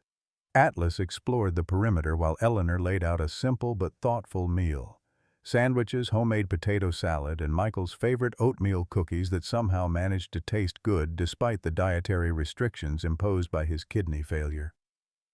"You're looking stronger today," Eleanor observed as they ate, her perceptive eyes missing nothing. "The new medication seems to be helping." Michael nodded, accepting the gentle monitoring that had become part of their relationship. "Dr. Kelly says my numbers are improving. Still a long road ahead, but—" He shrugged, still unaccustomed to expressing optimism after so many months of preparing for the worst. "But you'll walk it, one step at a time," Eleanor finished for him, reaching over to pat his hand. "With Atlas beside you and the rest of us behind you." After lunch, Michael's phone rang. Richard Thompson calling with news about the donor screening event scheduled for the following weekend. The conversation was brief, but productive, ending with Richard's now familiar assurance, "Whatever happens, Michael, you're not alone in this fight anymore, neither you nor Atlas." As Michael pocketed his phone, He watched Atlas trotting back from his exploration, a stick clasped proudly in his mouth, an ordinary dog behavior that seemed remarkable given everything the German Shepherd had endured and overcome. The simple joy in Atlas's demeanor as he dropped the stick at Michael's feet, tail wagging expectantly, embodied a resilience that continued to inspire Michael daily. "He wants to play," Eleanor observed with a smile. "Go on. I'll clean up here." Michael rose, taking the stick and tossing it a moderate distance, still mindful of his recovering strength. Atlas bounded after it with enthusiastic efficiency, retrieving it and returning it with the same dedication he brought to his service dog duties. As they played this simple game against the backdrop of autumn splendor, Michael found himself experiencing a moment of perfect contentment, not because his troubles were over, they weren't, not because his future was certain, it remained precarious, but because he had found meaning and connection when he had expected only isolation and defeat. The following Saturday, the community center near Michael's apartment buzzed with activity as dozens of people came to be tested as potential kidney donors. The event, organized by Richard's Foundation with support from the local veterans organization, had drawn more participants than anyone had anticipated.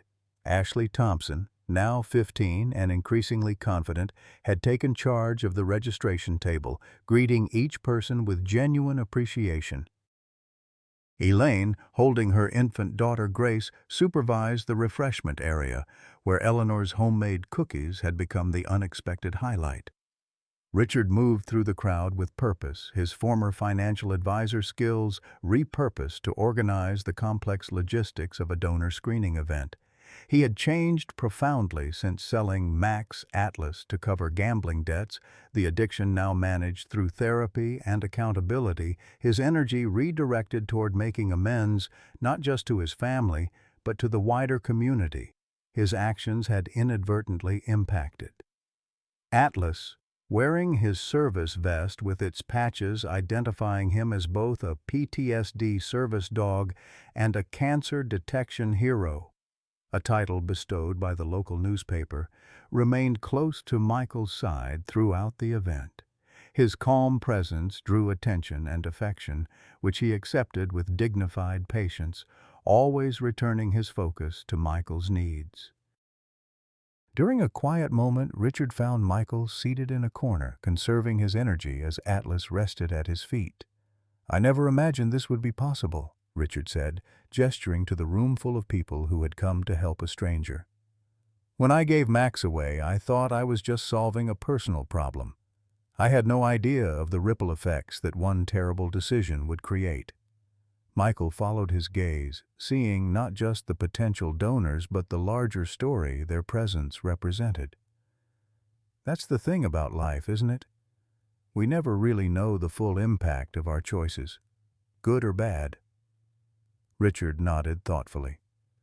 "I keep thinking about what might have happened if I hadn't sold Max to Wilkins. He might never have ended up abandoned in that industrial park. You might never have found him. He might never have saved your life by detecting your cancer. And he might never have saved that little girl from drowning," Michael added. "Or become a certified service dog helping other veterans through your foundation's programs." The observation hung between them, the paradoxical nature of their journey, how actions born of desperation and cruelty had ultimately led to healing and purpose. It didn't excuse the wrong choices, but it suggested a more complex understanding of redemption than either man had previously considered. "I have something for you," Richard said, reaching into his jacket pocket and withdrawing an envelope. "James Wilkins' property sold last month. As the executor of his estate, I'm distributing the proceeds according to his will. This is the portion designated for your medical expenses." Michael stared at the envelope, conflicted emotions washing over him. "I'm not sure I can accept that." "It's what he wanted," Richard replied simply. "His final attempt to make something right. I think we can both understand that impulse." After a moment's hesitation, Michael accepted the envelope with a nod of acknowledgement. The gesture felt appropriate somehow. Wilkins's final contribution to the unlikely story that had unfolded from his cruelty toward Atlas. As the screening event wound down, preliminary results suggested at least 3 potential matches among the volunteers, a better outcome than anyone had dared hope for. Further testing would be necessary, but for the first time the possibility of a kidney transplant moved from abstract hope to concrete possibility. That evening, Michael sat on the small balcony of his apartment, Atlas settled comfortably beside his chair. The autumn air carried a slight chill, but it felt refreshing after the warmth and activity of the day. From this vantage point, he could see the lights of the city beginning to twinkle as dusk descended, lives unfolding in countless apartments and houses across the urban landscape. "We've come a long way, haven't we, buddy?" Michael murmured, his hand finding the soft fur behind Atlas's ears. The German shepherd sighed contentedly, leaning into the touch with complete trust. A year ago, Michael had been preparing for death, concerned primarily with ensuring Atlas would be cared for after he was gone. Now, against all odds, he was planning for a future, tentatively, cautiously, but with genuine hope. The cancer was responding to treatment. A kidney transplant had become a real possibility. The support network that had formed around him and Atlas continued to expand in ways he could never have anticipated. Most importantly, he had found purpose again, not just in his own survival, but in the work he now did with Richard's Foundation, sharing his story to help other veterans connect with rescue dogs who might save their lives as Atlas had saved his. As darkness fell completely, Michael and Atlas moved inside. The apartment, once Spartan and impersonal, had gradually transformed over the months. Photos now adorned the walls, Michael with Atlas at his service dog graduation, Eleanor holding Atlas's paw in a mock handshake. The Thompson family gathered around Atlas at a foundation event. Even a faded photograph of Davis that Michael had obtained from the young ranger's parents after reaching out to share the remarkable connection between their son and Atlas. These images told a story of connection and resilience that contradicted everything Michael had believed about his life after returning from Afghanistan. Where he had expected isolation, he had found community. Where he had anticipated defeat, he had discovered unexpected strength. Where he had prepared for an ending, he had instead found a new beginning. As Michael prepared for bed, following the careful routine his medical condition demanded, Atlas took up his usual position on the specialized dog bed beside Michael's own. The German shepherd watched attentively as Michael took his medications, his amber eyes reflecting the same steady devotion that had characterized their relationship from the beginning. "Good night, buddy," Michael said, settling beneath the covers with a sigh of weariness that was now tempered with contentment rather than despair. "Big day tomorrow," Atlas responded with a soft woof of acknowledgement, before resting his head on his paws, his vigilant gaze remaining on Michael until sleep claimed them both. Outside, the city continued its nocturnal rhythm, countless lives intersecting in ways both mundane and profound. Somewhere in that urban tapestry, a veteran struggled with demons similar to those Michael had faced. Somewhere, a dog waited in a shelter, its potential unrealized. Somewhere, the next chapter of their story, Michael and Atlas's legacy, was waiting to unfold. But for tonight, in the quiet apartment where an abandoned dog had found his purpose and a dying man had found his will to live, there was peace. The hard-won peace of those who have walked through darkness together and emerged, against all odds, into light. In life's twilight years, we often find ourselves reflecting on the roads traveled and wondering if we've made a difference. Michael and Atlas's journey reminds us that it's never too late for second chances or new beginnings. Like Richard, we all have regrets, opportunities missed, words unsaid, relationships damaged. Yet their story shows us that redemption is possible through genuine atonement and meaningful action. When Michael found Atlas abandoned and dying, neither could have imagined how they would save each other. Their bond speaks to the profound healing power of companionship, especially in our senior years when loneliness can feel overwhelming. Remember Eleanor finding renewed purpose by supporting both man and dog? You too can discover unexpected joy and meaning, regardless of age or circumstance. The connections we forge, even in life's final chapters, can transform not just our own stories but ripple outward to touch countless others. Has an animal companion helped you through a difficult time in your life? Or perhaps you've witnessed the healing power of connection in unexpected places? Please share your experiences in the comments below. Your story might be exactly what someone else needs to hear today.